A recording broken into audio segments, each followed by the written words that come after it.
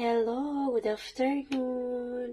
Welcome sa munting kusina ni Aling Jingjing. For today's video, gagawa tayo ng pangmerienda or sa mga nanay na gustong magnegosyo, pwede rin po to. I-times 2 nyo lang lahat ng ingredients na makikita nyo sa gagawin ko. So, ano pang ginagawa natin? Luto na tayo. At heto na nga ang ating cheese stick na merienda for today's video. Gumawa lang ako ng sausawan ng ketchup at mayonnaise. Tara, luto na tayo. Kailangan lang natin ng 1/4 cup ng harina.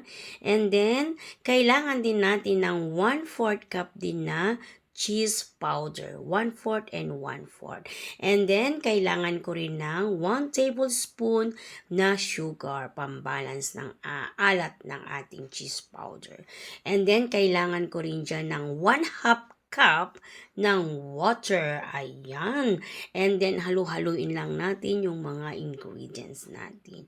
Hanggat sa matunaw na lahat yung harina at cheese powder. And then, lalagyan ko siya ng cheese para mas cheesy. O, diba? Konti lang naman. Optional po yan.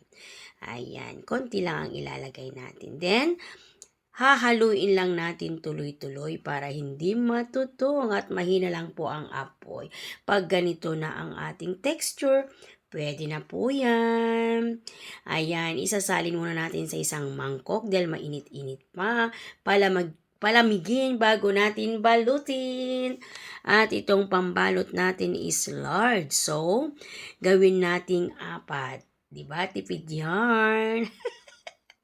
Gawin nating 4 para mas marami. Kumbaga yung gagawin natin is bite size. Ayan. Tapos konting pahid-pahid lang. And then, iro-roll na natin. O, diba, napakadali ng pagbabalot natin gawa sa shape na yan. Then, pinandikit ko dyan yung cornstarch ng may tubig. O, ayan. Ang dami na natin na balot. At sa part na yan, pwede nating iprito na ang ating merienda for today's video. Diba napakadali? Pwedeng pang negosyo mga moms. Doblehin nyo lang ang mga ingredients natin. At yan na nga, naprito na, pinapatulo na natin. At pwede na tayong mag-merienda mga moms.